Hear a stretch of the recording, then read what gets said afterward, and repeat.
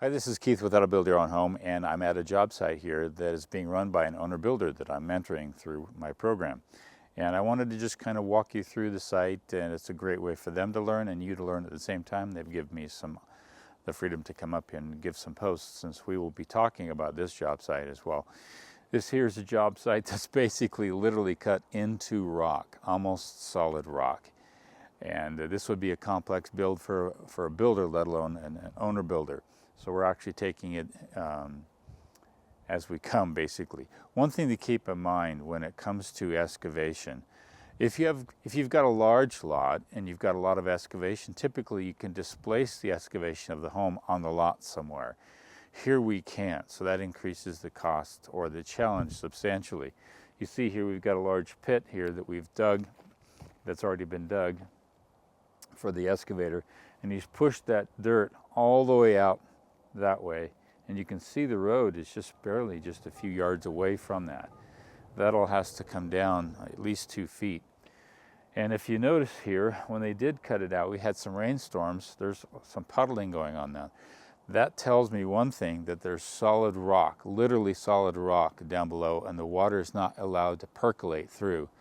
So when they start building the wall for the home, they're going to want to put some French drains around there with some perforated pipe, not percolated, perforated pipe, and have that pipe take out to the street, so we can at least keep that away. Otherwise, that can fill up, and with the hydrostatic pressure under that slab, and if there's water there, it will crack and buckle.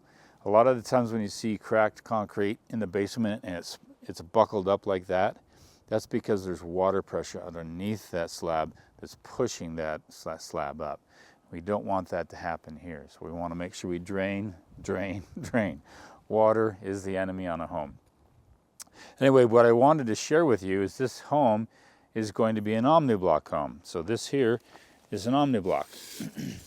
This here's a block that I've mentioned, about a year ago in a post, and it has the insulation on the inside. A lot of people ask me, what do you think about ICF? This is ICF. That's an insulated concrete form with styrofoam on the outside, and then they pour the concrete on the inside. The problem with ICF that I have is you've got the foam that you've got to affix an exterior fascia to, and then the same thing on the inside. You still have a lot of labor with regard to getting something rigid on the outside, getting something rigid on the inside in order to affix drywall or any kind of fascia on the outside. This here solves for that. So basically, the insulation is on the inside of the block wall.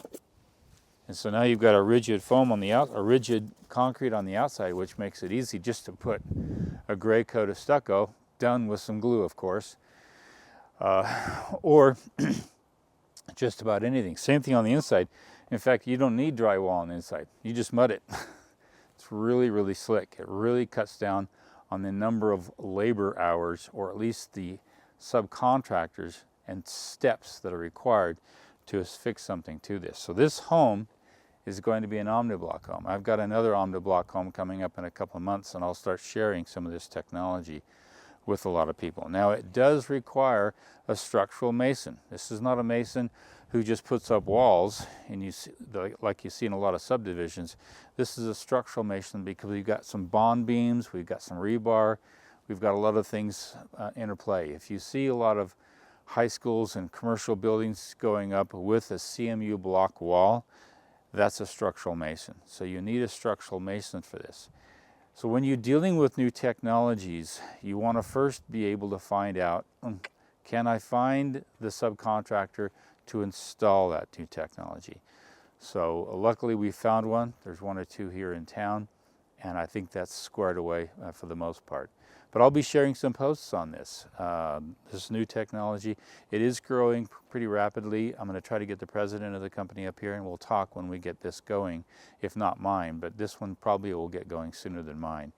And we'll share that, and he'll get up here and we'll have a good interview and show you why every home in the Midwest where there's tornadoes should be built with this technology. All the homes in Haiti that have constant earthquakes should be built with this technology, and I don't see why that can't happen.